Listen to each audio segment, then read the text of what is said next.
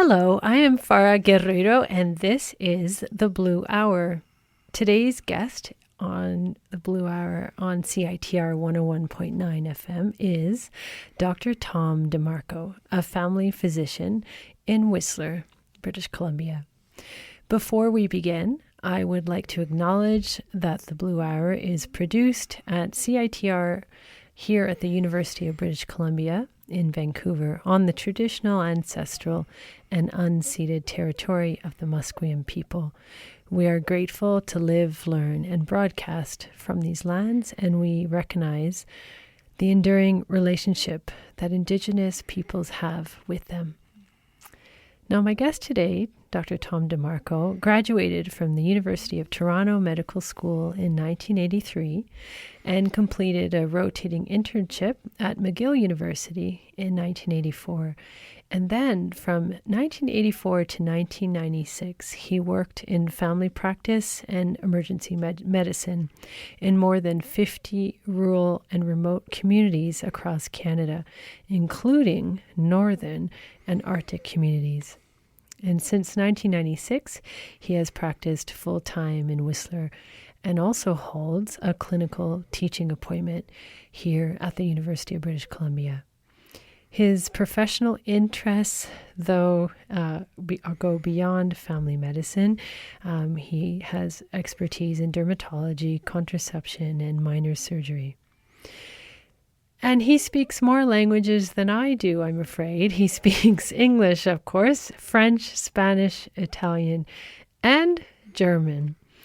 And outside of medicine, Dr. DeMarco is an avid cyclist, but we're going to learn that means much more. He's a traveler, bird watcher, and a writer. And he has traveled in his lifetimes thus far to more than 85 countries with his bicycle and binoculars. And in 2023, he reached a lifetime cycling milestone of 400,000 kilometers. However, that number is now closer to 430,000 kilometers. And this was a letter that was published also about this great feat in the British Columbia Medical Journal. And so roughly about 10,000 kilometers annually for more than 2 decades, 23 years, but in a row, consecutively. So today we have a lot to talk about. We want to reflect not only on his extraordinary love of family practice. I remember reading one article or interview of his where he even likened it to a hobby. And he enjoys medicine as ever, still does, and hopes to continue serving his patients for many years to come.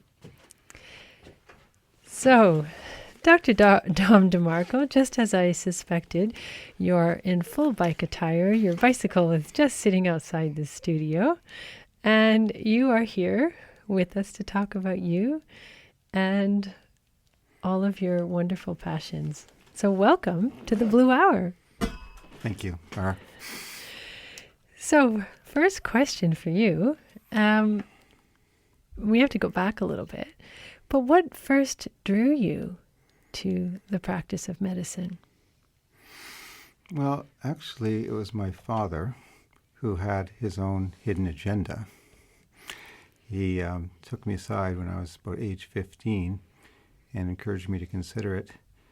I guess I not only have him to thank, but also his family doctor, because it turns out my father never really trusted his family doctor, and he was hoping to get a local second opinion. And sure enough, after just a couple of weeks in medical school, he started consulting me on all matters related to his visits with his family doctor. So I have those two men to thank for being a doctor.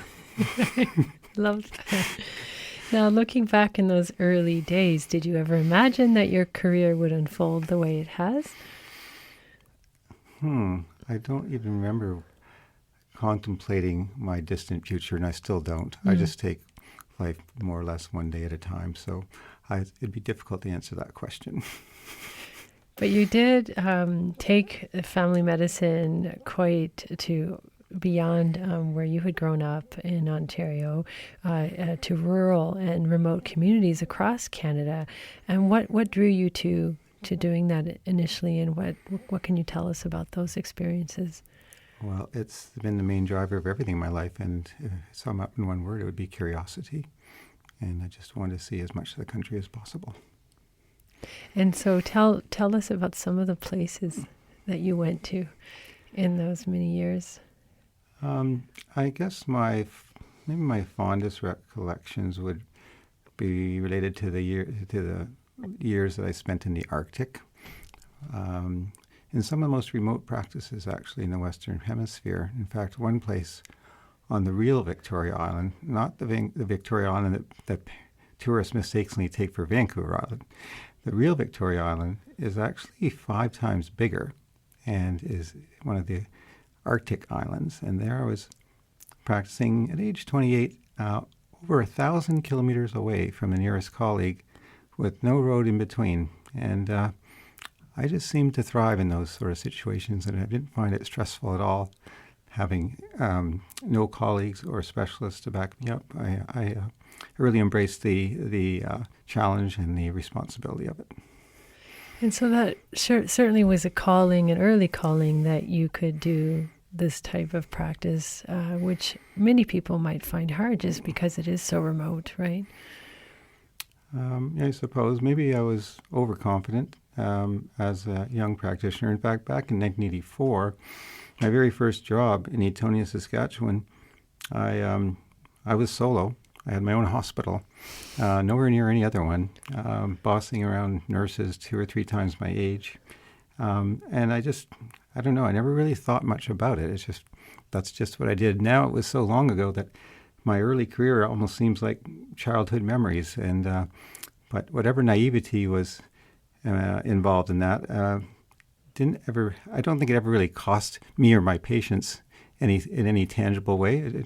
It just seemed to be a positive thing. And you moved to many, many communities. And how would that work? Would you take on a contract temporarily? And what kept you moving around the country? What kept me moving around, again, as I said, was curiosity. I just wanted to see as much of the country as possible, both from a cultural perspective, but also from a natural history perspective, and getting to know all the plants and birds across the country. And I devoted myself to what are called locums for the first 12 years of my career, and looked for jobs from anywhere from 2 weeks to 2 or 3 months, where I would be substituting for a doctor on vacation or on maternity leave.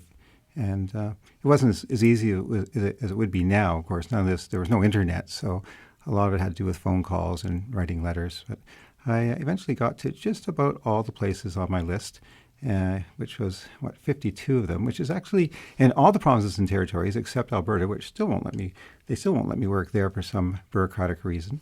But hopefully they will change that before the end of my career, and because I do hope to become the first doctor in history to practice in all 13 provinces and territories. But they remain my the missing link on the list. But yeah, so it was just basically one whim after another, and ticking off the places I wanted to get to. Now, knowing what I know about you and certainly about this life that we spoke about at the beginning, of where we've got now hundreds and thousands of kilometers around the world on your bicycle, do you think those early days sort of set the foreground for what was to come in terms of that curiosity of wanting to be in new places and to be exploring? It went back before that, though. I was on my bicycle from early childhood, and I just couldn't wait to expand my radius of operation, which, of course, initially was limited to the driveway of our house. And in fact, I think one day when I was about 9 or 10, it was my biggest day so far. I think I did, even back then I had odometers on my bicycles, and I think I did 50 kilometers up and down our driveway that day. So I was so relieved when my mother allowed me to wander further afield with the admonition that I must stay well off the road, which of course is impossible. I'd be riding in a ditch. So yes, from the time I was 9, I just had to go. I just had this burning curiosity as to what would be around the next corner or over the next hill, and it's never diminished. It certainly hasn't. And now you have been on your bike for, as you say, since childhood. You, on average, bike about 10,000 kilometers every year. It's minimum. Minimum. Average is more than that. It averages basically 1,000 a month, year round. Yeah, and you came it down to even 22.5 kilometers per day? Times 58 years. Times 58 years. Wow. But you know what? It's not actually a feat at all. It's just a matter of time. Yeah. And I say all I've done at age 66 is for every hour that the average Canadian has spent in a car, I've spent on a bike instead. That's all I've done. It's just a matter of time. Yes. Yes. Mm. Yeah. And so you don't have a car and you don't travel by car. You always prefer buses and other forms of transport. Is that right? Yes, as a matter of fact. No, my policy, there are a few exceptions every year. Yeah. But I try to maintain policy of no engine ever runs just for me. So I'll not only no car, but I rarely find myself in an Uber or a taxi either. And you also have, even when you choose roads, I remember you saying you choose them also based on the amount of traffic on a road, right? So you're not going on busy roads, or you're avoiding busy roads in order to enjoy the cycling. Right. I've from a young age, I seem to develop a knack by looking at maps, and of course back then that's all you could do. But now there are a lot of other ways to research routes. But I just look at a map, and I just seem to have a pretty good feel for what should be quiet roads, and I'm rarely wrong. My international standard is I don't want to see more than 3 cars a minute passing me by on my side of the road, and I almost always maintain that. 3 cars a minute. That's a good one, and that keeps you safe as well, doesn't it? Safe and pleasant, and I'd rather listen to birds than cars. Mm-hmm. Now we could carry this interview all about your life as a cyclist, but we should go back to your life as a family physician, because you have been in Whistler for quite a long time, and the practice there has changed over the years, and you are unique as a family doctor because you continue having this teaching appointment with the University of British Columbia. So a lot of times when a patient comes to your practice in Whistler, you may have a student, perhaps even from UBC, working with you that day. And that's important to you. Why is that? I think I could probably say that if I hadn't been a doctor, I would have been a teacher. My father was a professor, and I think I inherited that tendency. In fact, I think it also explains why my father not only had me, but he had 11 other children. So I was one of 12, and my father had a true passion for teaching, and he really enjoyed teaching us a lot of things, but especially sports. And so that's been passed on to me, and I really enjoy teaching. Yeah. And now, if my quote was right, I believe you had said in our local newspaper in Whistler, the Peak newspaper, there was an interview, I believe, on you, and you said that you see the medical profession, your family job as a family practitioner, as a kind of hobby. Is that, am I quoting you right on that? I suppose. I mean, would I do it voluntarily? At this point, maybe I would. I certainly don't need the income, and my patients, my practice has almost been my extended family. I never had a family of my own, and in fact, most of my patients have my personal email and cell number, and they can contact me anytime, and I don't consider it to be an imposition. And you've made a few house calls as well, I believe, right? Thousands of house calls, yes. Actually, over the years. Oh, so more Mostly than in the winter. Than a few. Yeah, it's kind of ironic that in Whistler, the only doctor who doesn't drive is the only doctor who does house calls. Now you realize that is a little bit of a shout to the past, right? We don't normally meet doctors like you who do that. Yeah, unfortunately, it seems to be a dying thing, but it's actually one of my most enjoyable aspects of practice is getting out of the office, getting on my bike, and actually earning money to do it. My first job as a 9-year-old was delivering newspapers, for a Globe and Mail newspaper in Ontario, and if I look at the number of dollars per kilometer I was earning back then compared to, say, a house call now, it's been a pretty good pay raise, and so it's not only satisfying, but it's actually since it's generally offered to private clients in the hotels and Whistler, it's actually quite a lucrative sideline. Yeah. Now, every profession has its ups and downs, and so what are the challenges that you face as a family doctor? I'm not really aware of any major challenges. It's funny because when you open up the medical journals, it's full of content regarding so-called crises and challenges, as you say, etc. But personally, I don't really experience that, and I would consider my job virtually stress-free. Can you expand?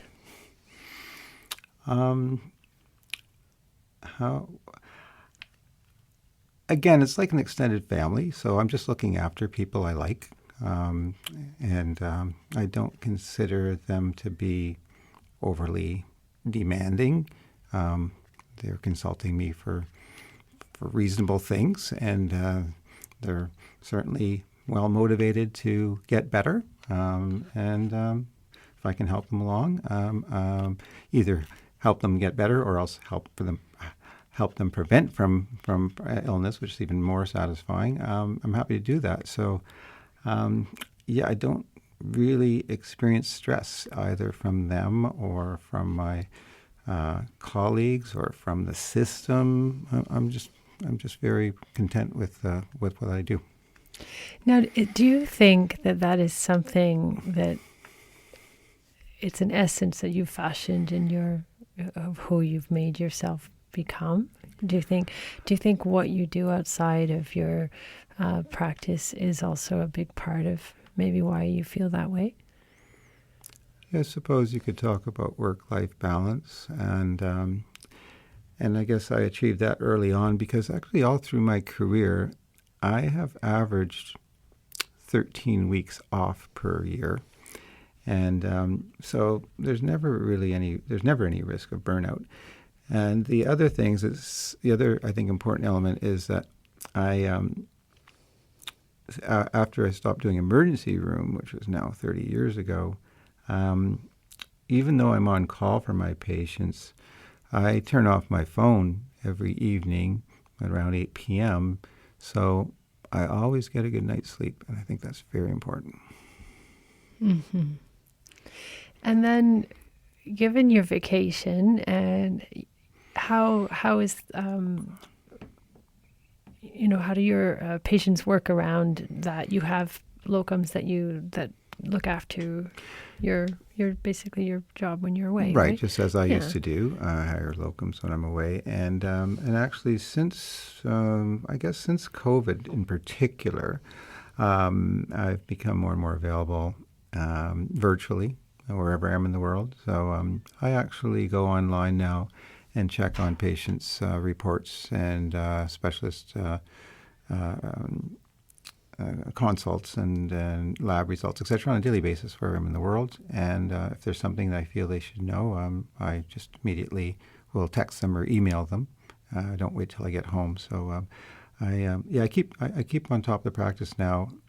Every day of the year, wherever I may be. So yes, I still take 13 weeks off a year, but they're not completely work free those 13 weeks. But it doesn't ruin my day. Spending 45 minutes online and taking care of a few things, I actually find it, if anything, it adds to my holiday. It just makes me feel more useful. Absolutely.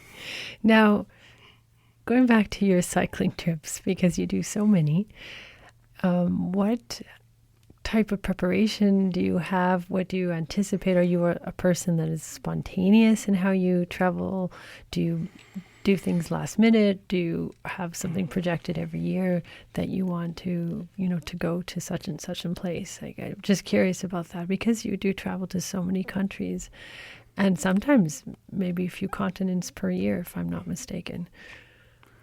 Well, last year it was 4 continents, 17 countries.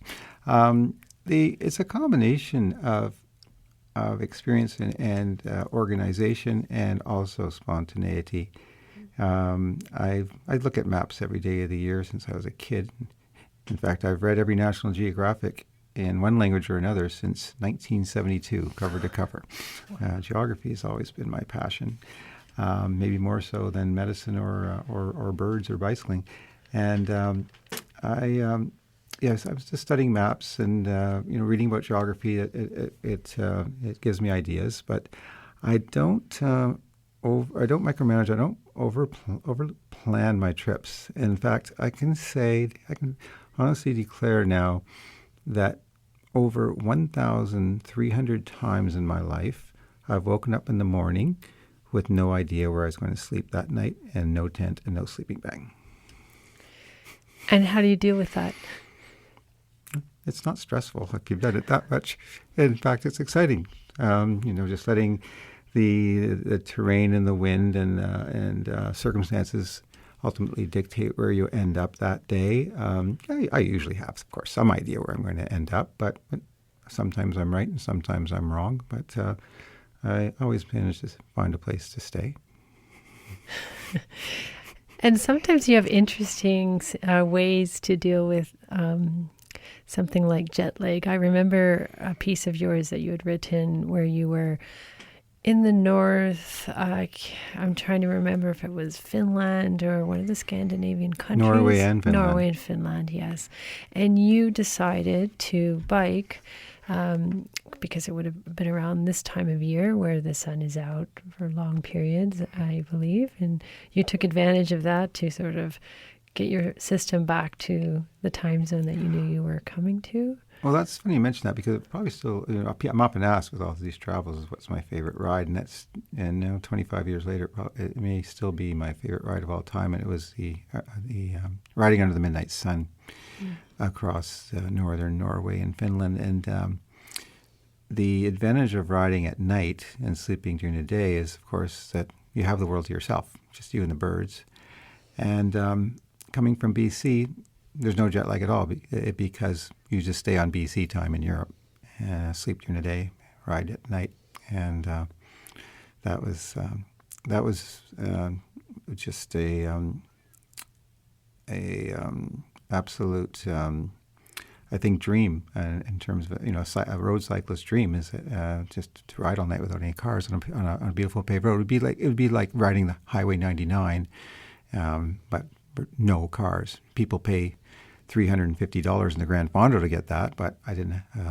I had that for free, other than the airfare to get over there, and it was just so peaceful and so beautiful. Of course, with the sun out but low. I also enjoy photography. It provides a very good light for the photos, and of course the birds are more active as well, and then the wind is less windy.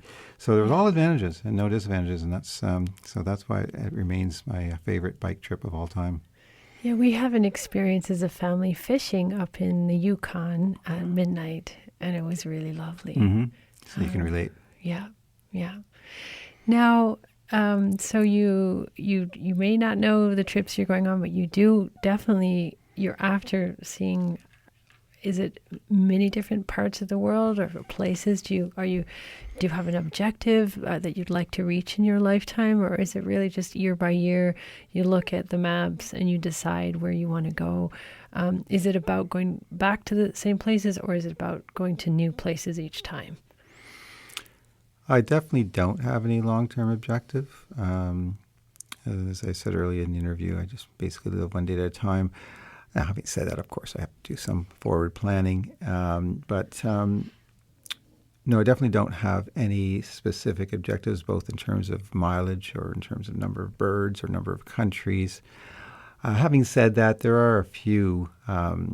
There are a few now, since I'm approaching the certain natural milestones, that I would like to eventually complete my list of European countries cycled, which I've done 48 out of the 51, but unfortunately Belarus and Ukraine are two of the three I haven't done. Mm-hmm. And I might as well complete my list of the U.S. states cycled, because now I'm at 43, so I eventually should do the other 7, I suppose. But other than that, I don't necessarily have any specific geographical or numerical objectives. I suppose actually now there is another one talking about approaching milestones. Since it's been 23 years in a row of minimum 10,000, yes, I'd like to get to 25 years in a row of 10,000 10,000 kilometers. Yeah, for sure. Absolutely. And so, can you just give us, because you realize that this is exciting stuff, to imagine that you're on a bicycle, the bicycle that you brought into the studio, you've owned for how many years? That one I bought in what was called Hull, Quebec, or now Gatineau, in 1993, so it's 33 years old. I have several bikes, of course, all over the world, and they're all over the world. They're all over the world, because it's awkward to travel with bikes, but it's nice to have them when you get there, right? And so do you leave them with people you know? Right, or at my properties, because I have a place in Ontario. Farm that I just bought there, as I told you, farm in Ontario, and I have a place here in Vancouver, obviously bicycles in Whistler, and then a place in Fort Lauderdale, Florida, and then I keep a bicycle also in England with a friend there. And it sounds extravagant, but as a matter of fact, my average fleet age, this one's 33 years old. The average fleet age is now, I think, 23 years old. It's not like I buy a new bike every year. No, but each bike, and we brought it in. You brought it into the studio because these bikes have a lot of memories, right? You wouldn't want this one to be taken by someone. Do they have sentimental value? I suppose to a certain extent, but they ultimately are just things. And I don't think I'd be too choked if I were to have the misfortune of losing one, or crashing one, or having one stolen. But they're all. I keep very good care of them, and in fact, as old as they may be, I can honestly state that every one of them is better. Not as good, but better than the day I bought them. And that's the fun thing about bicycles, is that you can upgrade them, because there's so many different moving parts and non-moving parts that ultimately what you're keeping, a 22-year-old or 33-year-old bike, is really just the frame and the handlebars, maybe the rear rack or something. The rest has to be replaced, of course, because it wears out.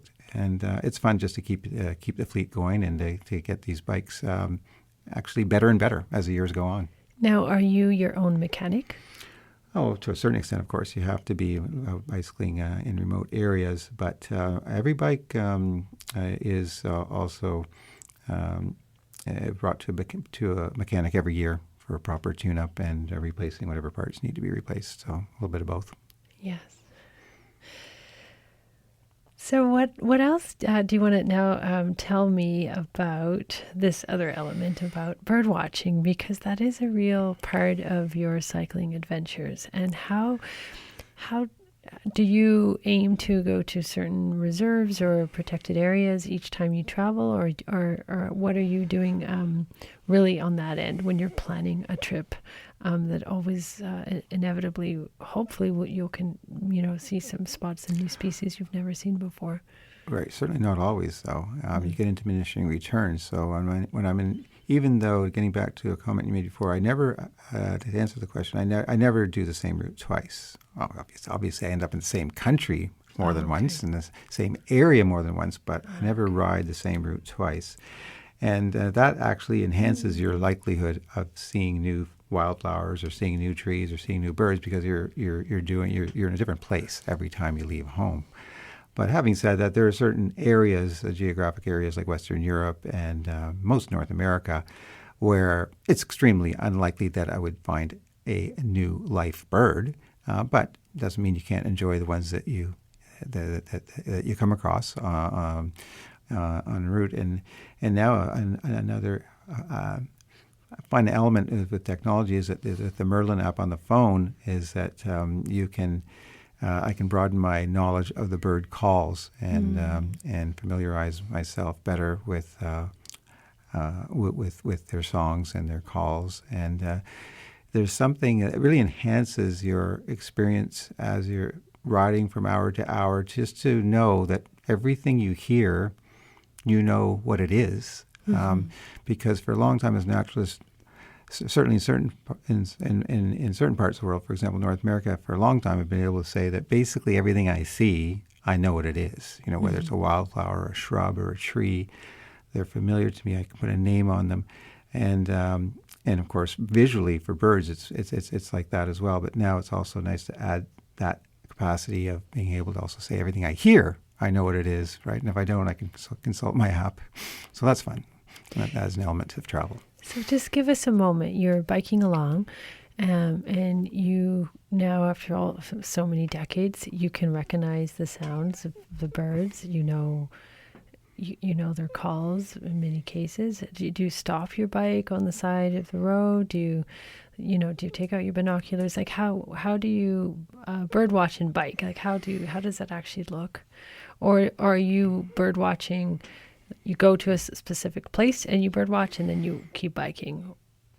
It can be either one. Sometimes there's a certain reserve or a certain site that I've learned has certain rare species, and so it becomes a destination.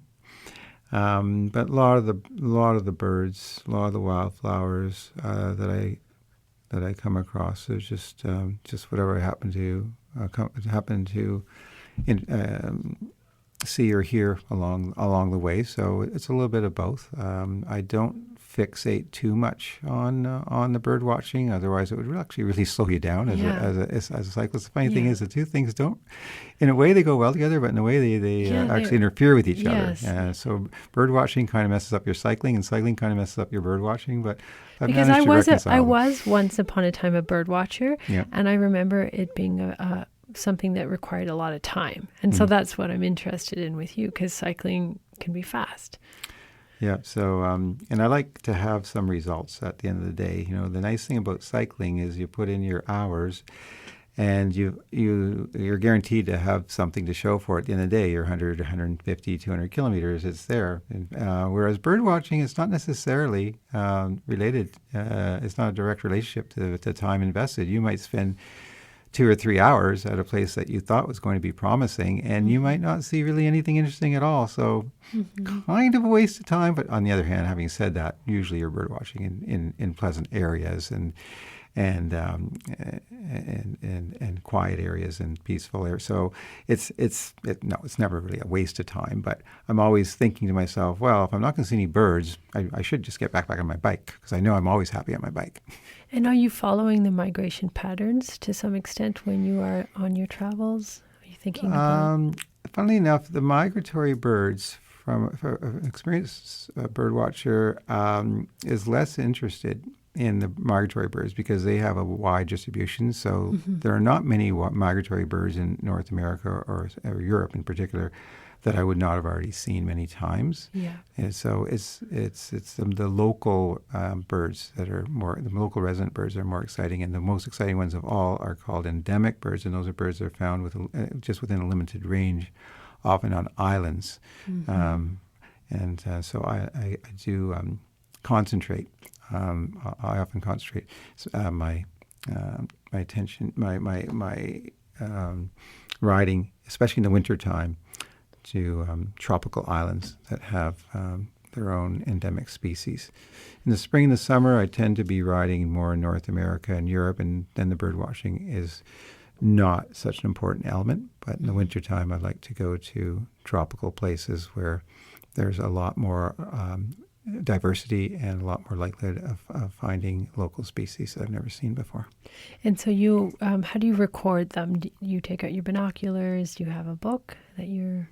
Yep, still bins and book. I just have a 2-volume Birds of the World that basically an illustrated checklist of all 11,000 species. And when I come home, I just tick off the new ones. So it's not on computer. It's still on paper. Wow.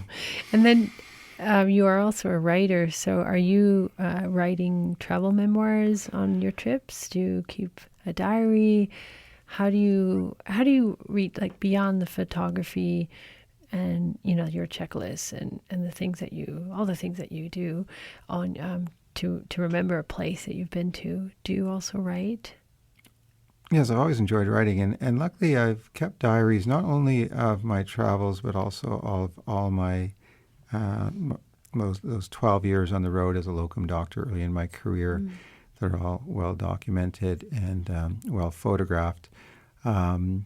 So potentially I have the material to eventually put together a few books, but I'm too restless to do that, and also it seems to me that we have a diminishing audience, potential audience for books. I don't want to take a year off of cycling and bird watching to write a book that's going to be read by 15 people. So I don't know if I'll ever get around to it, but the notes, the journals, the photographs, they're all there. And some of them, of course, have been compiled into articles. I have published many articles over the years related to, especially to the bicycle travels. But it would be it'd be I'm fun. sure perhaps, you've heard people like me say to you, "Memoir, Dr. DeMarco."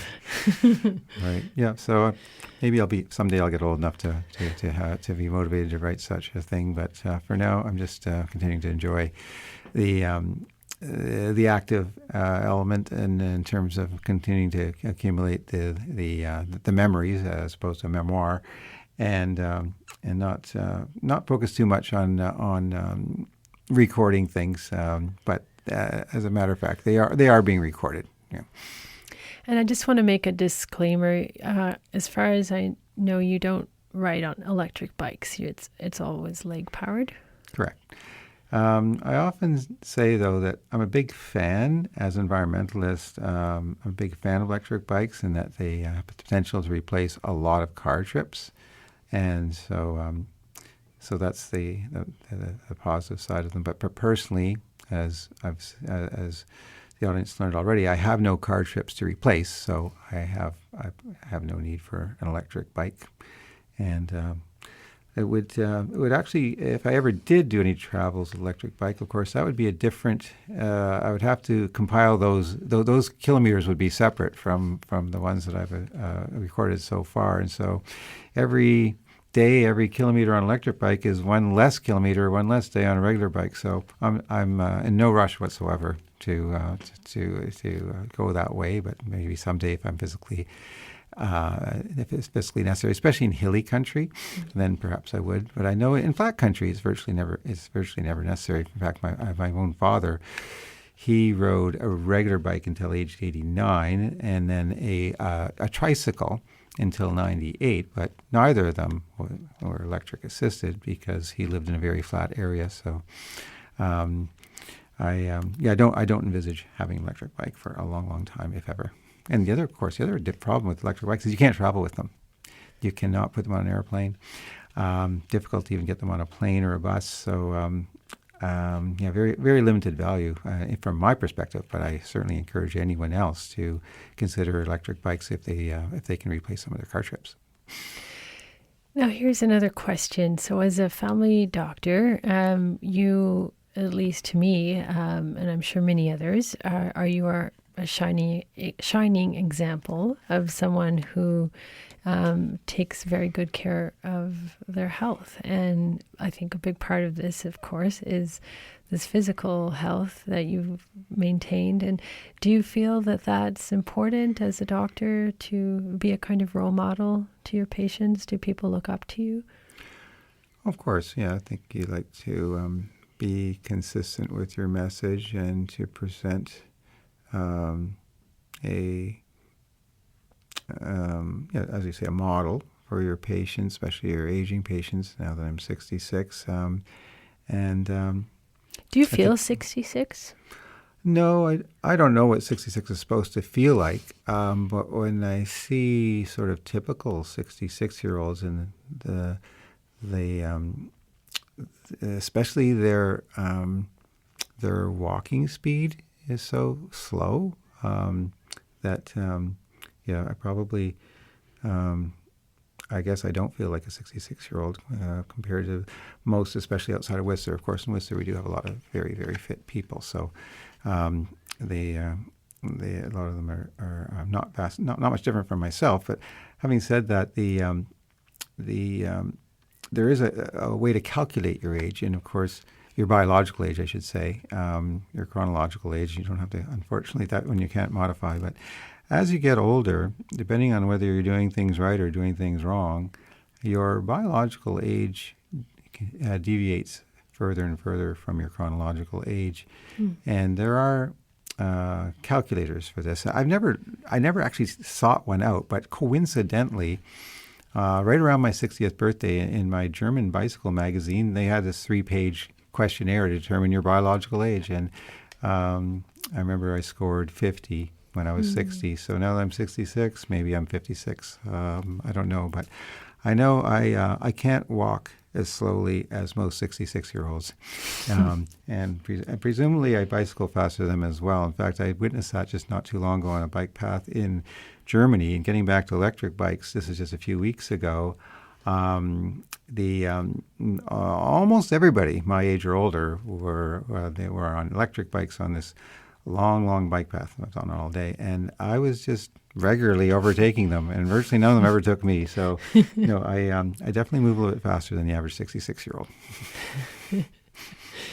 And there's potentially an advantage to that. This is an interesting study out of England a few years ago that I read in Reader's Digest, which is another magazine I really enjoy in several languages, and the Reader's Digest I've always considered to be very, very medically accurate.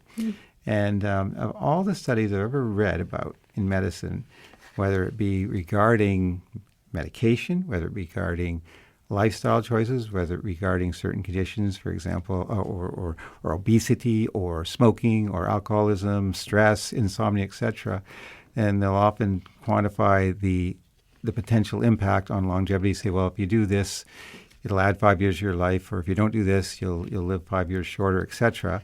One of the biggest, maybe the biggest variable I've ever heard of was fast walkers live 15 years longer than slow walkers.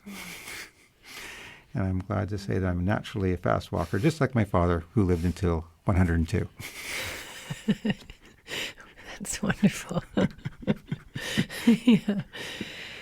Yeah, so we know even I can think of one local film producer back in Whistler who did a study about looking at the bone density of a skier who was in his 80s, and as well as an avid mountain, climber, hiker, and they found that his bone density was really on par with someone that was much, much younger. I think it was even as young as someone in their 30s. So there is, as a doctor, there is, can we say that definitively to some extent that living a healthy life, healthy life, can really help improve health? Oh, there's no question about that. Yeah. In particular, I'd say besides walking fast, probably one of the biggest bangs for your buck in terms of staying healthy and staying relatively young is to keep moving, and especially outdoors. So regular daily outdoor activity is very, very healthy for the mind and the body, and there's mountains of data to back that up, and I see it on a daily basis in my practice. In terms of the difference between those who do that and those who don't. Again, especially as they get older. As we get older. And so is it something after 50, after 60? Where do you start to see this shift where maybe some of us might be slower than others? Well, it's an almost, it can potentially be an almost exponential decline if you don't do anything about it, right? And I would say the process probably starts sometime in the 40s, and up until age 40, you can get away with just about anything, doing or not doing, whether it be drugs, alcohol, smoking, couch potatoing, or whatever. But after age 40, it's time to start taking things, I think, a little bit more seriously, because some of the things after that, your body may or may not forgive you if you keep on doing the wrong things or not doing the right things for too long. So I would consider 40 a pretty important milestone. But up until then, do as you wish. And in fact, I'm often amused by colleagues who do a lot of testing in people under 40, cholesterol, et cetera. It's like, does it matter? Am I going to prescribe cholesterol medicine to a 32-year-old because it's marginally elevated? No. I tell people, if I have young people in my office asking for blood tests, I just say, enjoy your youth while it lasts. Okay. You've got a lot of wisdom in what you're saying, Dr. DeMarco. I think you may not realize it, and this is why I think a lot of those writings need to be published, and we need to read them, because I think you are more than an inspiration. You even, even in our discussion here, you've given me, at least as a writer, so many beautiful images, and when you connect the dots, even by saying that a lot of the clinical evidence says that when we're outside and we're exercising outside, we gain more benefits. Well, you are someone that spends a lot of time outside on your bike, even in very cold weather. You'll be on your bike, and that is, I think, a testament of who you are and why these numbers do mean something, because it's not. It's more than an attitude. I would almost argue, a true way of life. It's a pity, though, that I'm almost embarrassed that it's considered to be in any way exceptional, because I would actually contend that I'm normal and that most people are just a bit lazy or soft.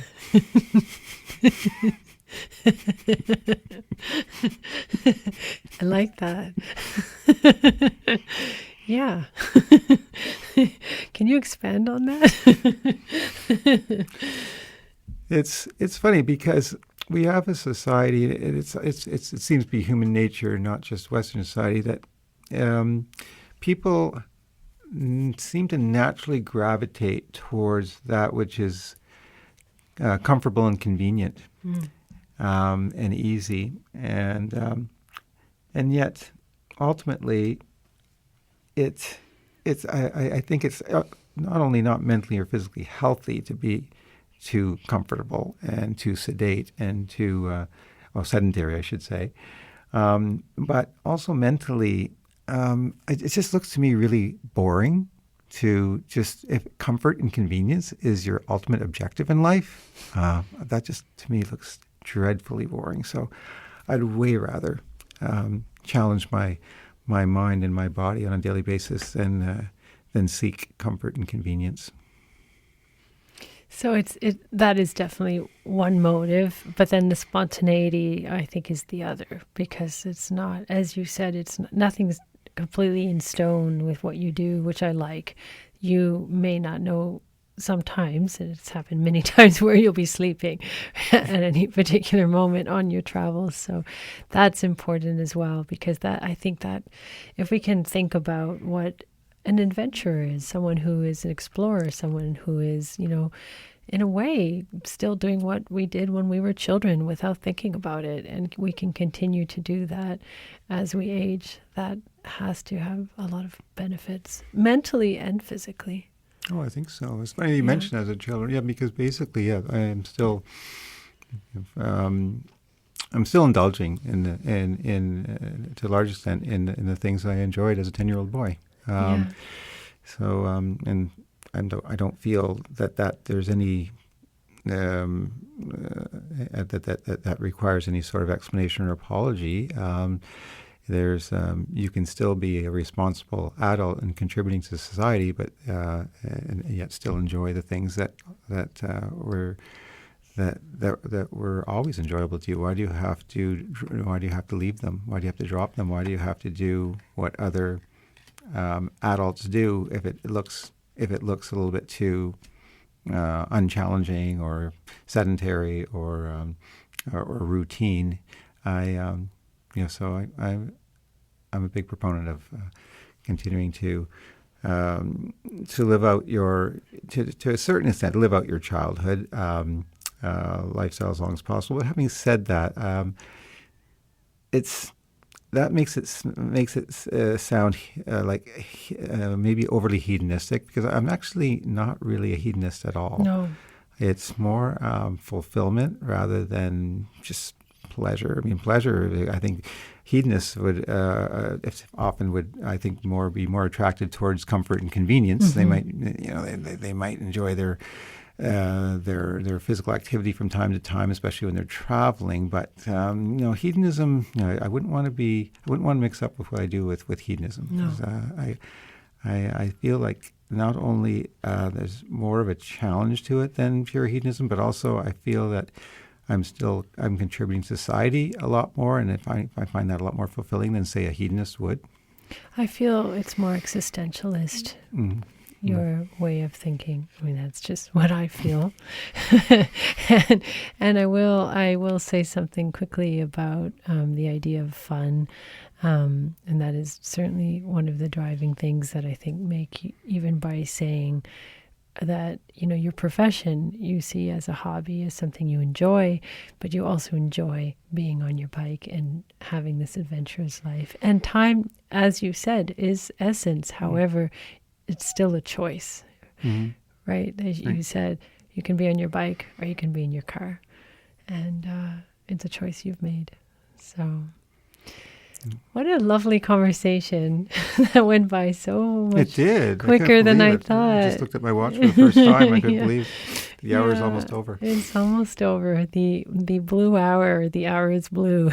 Either way. Now, if you've tuned in, you've been listening to Dr. Tom DeMarco from Whistler. He's a family physician, but also an extraordinary cyclist and adventurer, someone who has followed many things and passions in his life, including birds and beautiful species of fauna and of plants. And